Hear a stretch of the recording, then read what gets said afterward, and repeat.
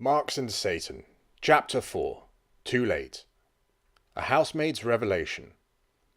An American commander, Sergius Rees, had been a disciple of Marx. Grieved by the news of his death, he went to London to visit the house in which the admired teacher had lived. The family had moved. The only one whom he could find to interview was Marx's former housemaid, Helen de Muth. She said these amazing words about him, quote, "He was a God-fearing man. When very sick, he prayed alone in his room before a row of lighted candles, tying a sort of tape measure around his forehead." End quote. This suggests phylacteries, implements worn by Orthodox Jews during their morning prayers. But Marx had been baptized in the Christian religion, had never practiced Judaism, and later became a fighter against God. He wrote books against religion and brought up all his children as atheists. What was this ceremony, which an ignorant maid considered an occasion of prayer? Jews saying their prayers with phylacteries on their foreheads don't usually have a row of candles before them. Could this have been some kind of magic practice? We also know that Marx, a presumed atheist, had a bust of Zeus in his study. In Greek mythology, Zeus, a cruel heathen deity, transformed himself into a beast and took Europe captive, as did Marxism later. Coincidentally, the naked figure of Zeus, known for his ferocity, is the only religious emblem in the main lobby of the United Nations building in New York. Family letters. Another possible hint is contained in a letter written to Marx by his son Edgar on March 31st, 1854. It begins with the startling words, "My dear devil." Who has ever known of a son addressing his father like this? But that is how a Satanist writes to his beloved one. Could the son have been initiated as well? Equally significant, Marx's wife addresses him as follows in a letter of August 1844. Quote, "Your last pastoral letter, High Priest and Bishop of Souls, has again given quiet rest and peace to your poor sheep." End quote. Marx had expressed in the Communist Manifesto his desire to abolish all religion, which one might assume would include abolishing the Satanist cult too. Yet his wife refers to him as High Priest and Bishop. Of what religion? The only European religion with high priests is the Satanist one. What pastoral letters did he, a man believed to have been an atheist, write? Where are they? This is a part of Marx's life which has remained unresearched. Biographers' testimonies. Some biographers of Marx have undoubtedly had a suspicion about the connection between devil worship and the subject of their book, but not having the necessary spiritual preparation, they could not understand the facts they had before their eyes. Still, their testimony is interesting. The Marxist Franz Mehring wrote in his book Karl Marx, quote, "Although Karl Marx's father died a few days after his son's 20th birthday, he seems to have observed with secret apprehension the demon in his favourite son.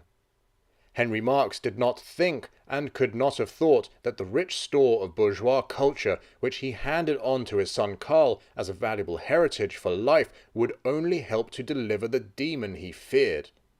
End quote. Marx died in despair, as all Satanists do.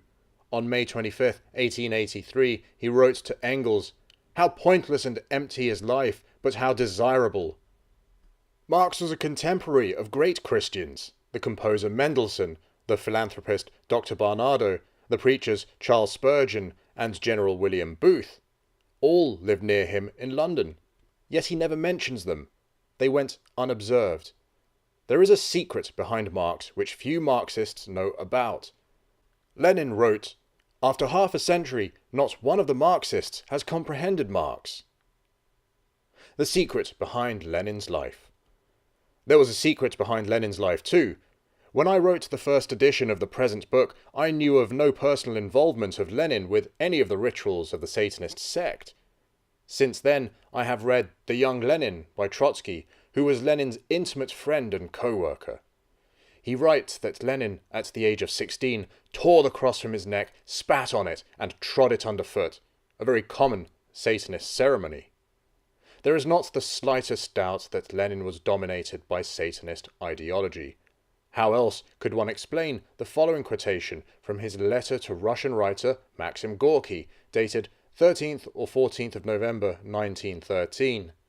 Quote, "Millions of sins, mischiefs, oppressions, and physical epidemics are more easily discovered by the people, and therefore less dangerous than the thinnest idea of a spiritual little god, even if disguised in the most decorous garb." End quote. In the end, Satan deceived him, as he does all his followers. Lenin was moved to write as follows about the Soviet state. Quote, "The state does not function as we desired. How does it function? The car does not obey. A man is at the wheel and seems to lead it, but the car does not drive in the desired direction. It moves as another force wishes." End quote. What is this other mysterious force which supersedes even the plans of the Bolshevik leaders?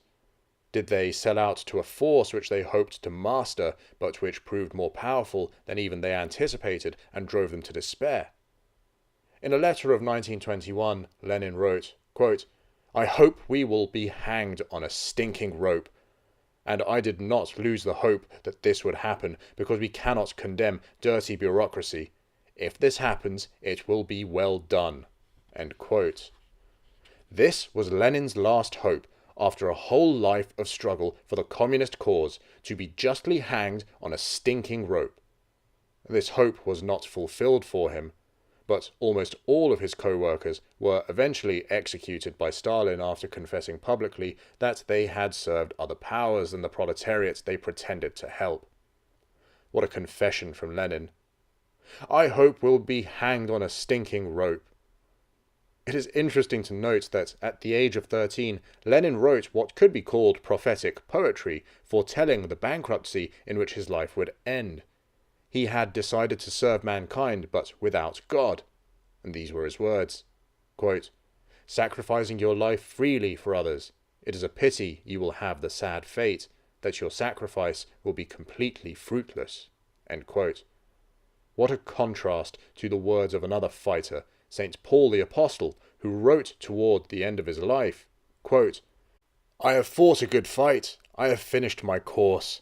Henceforth there is laid up for me a crown of righteousness, which the Lord the righteous judge shall give me at that day." 2 Timothy chapter 4, verses 7 and 8. There exists a too late in our spiritual affairs.